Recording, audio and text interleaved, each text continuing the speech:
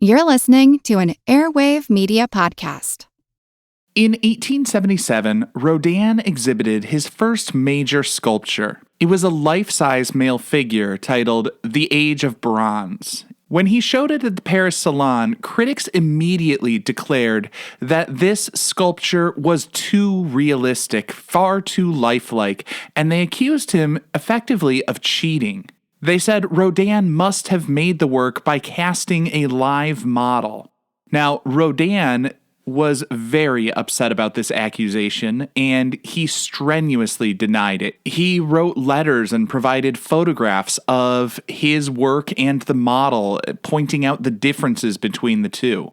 While Rodin found it personally upsetting, and I can understand why accusations like that would be upsetting, ultimately, the controversy grabbed him a lot of publicity and helped catapult his career.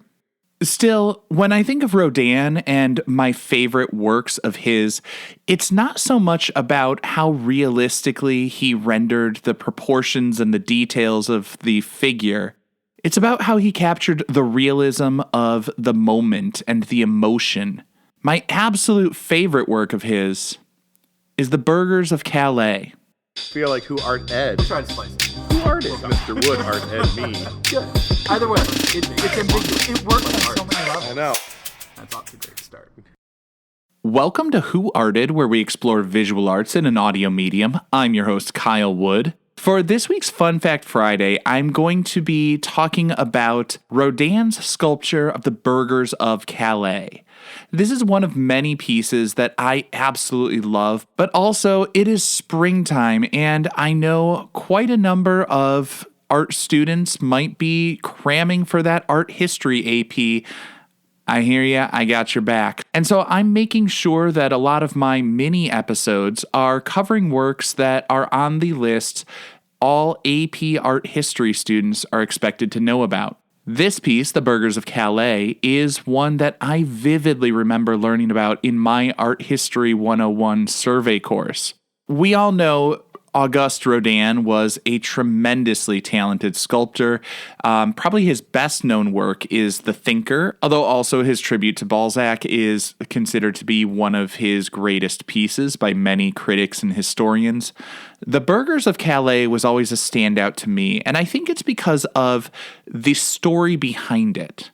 When I first looked at the Burghers of Calais, which was sculpted 1884 to 1895, the piece seems a bit dark. I mean, as I'm looking at it, I see these figures who seem to be in tattered clothing, ropes around one person's neck, and they're in these poses that they seem largely beaten down. One person has hands up by their head, almost panicked, while someone else is standing sort of tall and resolute.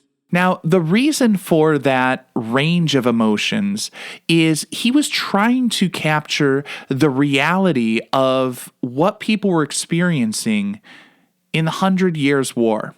For those unfamiliar, Calais is a city in France, and during the 100 Years' War, England and France were fighting.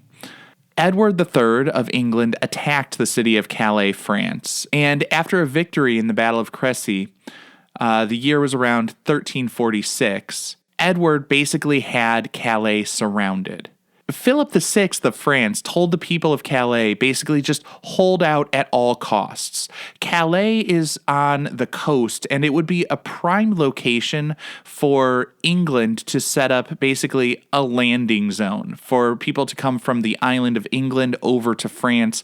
Calais would be a good spot for them to make their entry and then advance further into the country. So Philip felt like this was a really important strategic city that France needed to hold. The problem is Philip was not able to break the siege, and the people of Calais were starving. They were surrounded. They had no way to get food and fresh supplies and all of that. So eventually, they were forced to negotiate a surrender. Edward III offered to spare the people if 6 of the town's leaders would offer themselves up. Burghers, spelled Burghers, was referring to sort of wealthy town's leaders. The burgher was sort of a position of status within the community. So one of the wealthiest town leaders, Eustace de Saint-Pierre, was the first to volunteer himself. And this was something that everybody assumed meant certain death.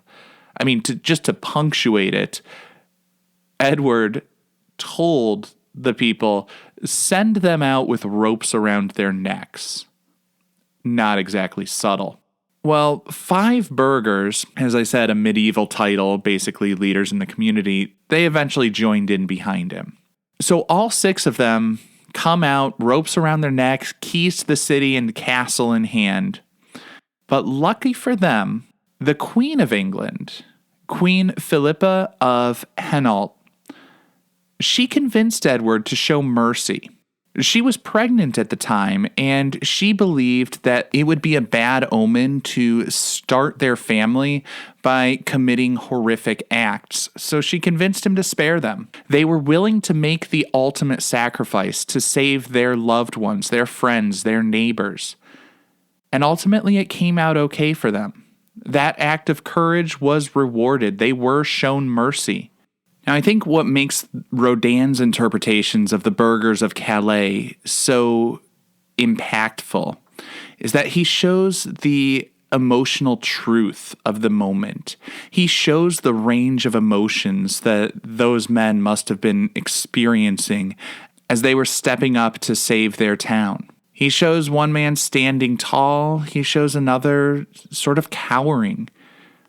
He shows that even people being brave are still afraid. The sort of older, more traditional way of showing these heroic narratives was to show the heroic figure as larger than life, almost superhuman. But I think what Rodin reminds us of is that courage is not an absence of fear. Courage is being afraid, but being able to push past that and do what's right anyways. This concludes this week's episode of Who Arted, part of the Airwave Media Podcast Network. If you found this tolerable, please leave a rating or review on your favorite podcast app. You can find images of the work being discussed this week and every week on social media at Who Arted Podcast on Twitter, Instagram, and TikTok, and of course on the website whoartedpodcast.com. Podcast done.